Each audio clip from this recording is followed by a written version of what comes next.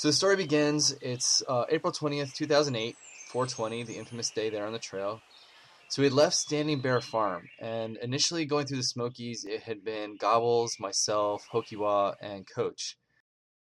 And so the day started off normal. We left Standing Bear, we hiked through the day, and the highlight of the day was going to be Max Patch Bald. And that was all exciting because it was the first bald we'd come to. Everybody said it was awesome. It was going to be these great views. And so we got there, and yeah, the views are great. It was awesome because a former hiker named Spiff was there, and he had a tent set up, and pizza, and beer, and all sorts of chips, and good things to eat. The only problem was it was about 40 degrees with a steady wind, so we decided not to stay. I mean, we stuck around for a little while and had some pizza and hung out with Spiff, but we decided to keep going down to the shelter. So Roaring Fork Shelter was the next shelter. It was about a mile and a half past Max Patch Bald, and we get there, and there's nobody there. We're like, sweet, we have the shelter to ourselves. So we proceed to set up, and we're reading the journal, and in the journal entries, everyone's talking about a bear. Oh my God, there's a bear. We slept under the shelter. Oh my God, there's a bear. We had to do something with our food. Everybody's all hyped up about this bear. And there's a couple entries, I guess maybe 3 or 4 entries going back that talked about this bear that would come to the shelter at night, and everybody's petrified of it. And so they didn't know what to do, but they had some funny stories in the shelter. So we're looking at each other and we're thinking, do we really want to stay? Is it really a bear? Are people messing with us? And we're all looking at each other and we're like, well, everybody's talking about this bear, and Barefoot Sage and some other people had slept under the shelter just to avoid the bear because they were scared of it. I don't know. Should we continue on? The next shelter is like 5 miles down the trail and we're kind of tired. Do we want to stay here and face the bear or keep going? So we're all looking at each other.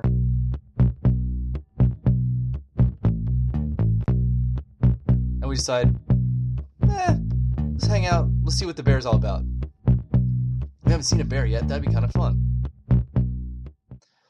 So we have a full shelter. Everybody's there. A couple more people come along.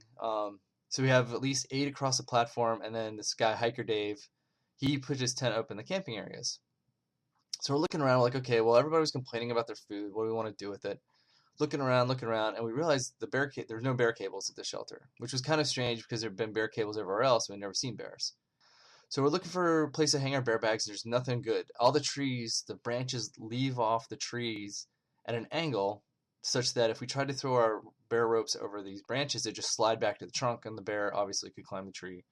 So we get the brainstorm idea of putting our food on top of the shelter.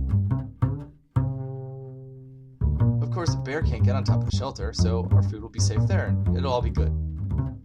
Wow, we're brainiacs.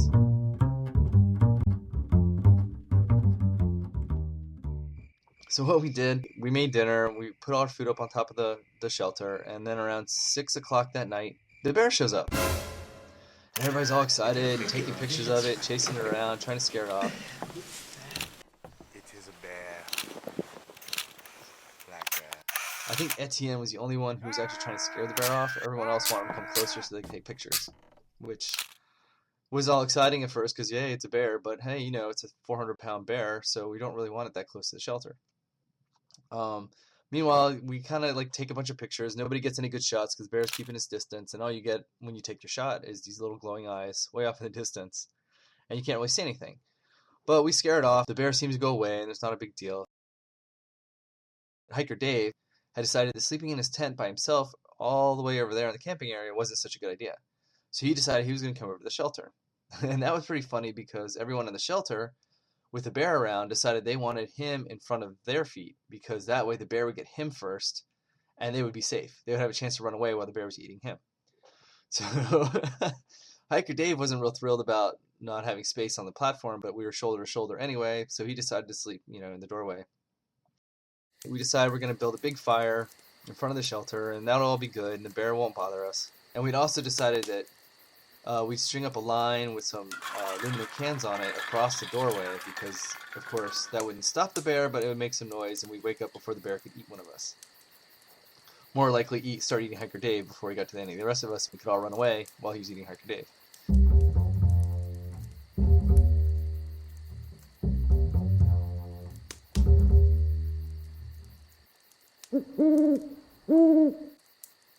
Around 2 in the morning, I wake up to Etienne clacking his hiking poles together, screaming in his Cajun French, "Get out of here! Get out of here!"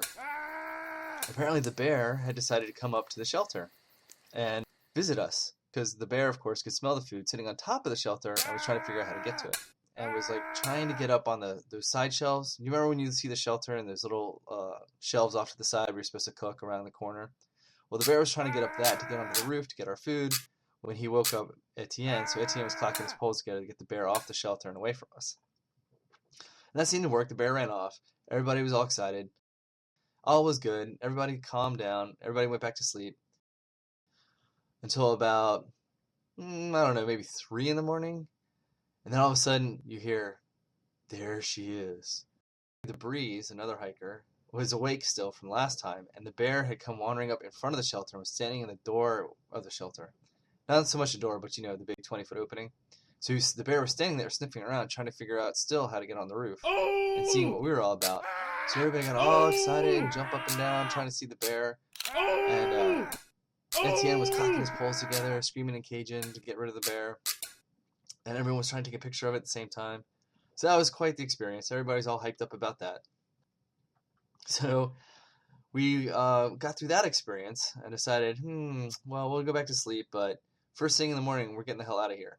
I don't want another bear encounter. So that morning, about 5 o'clock, I wake up. It's still dark outside. Gobbles wakes up and Coach wakes up. So the 3 of us pack up all our stuff and just take off and hike as fast as we can out of there. So that's my bear story. It was quite the adventure.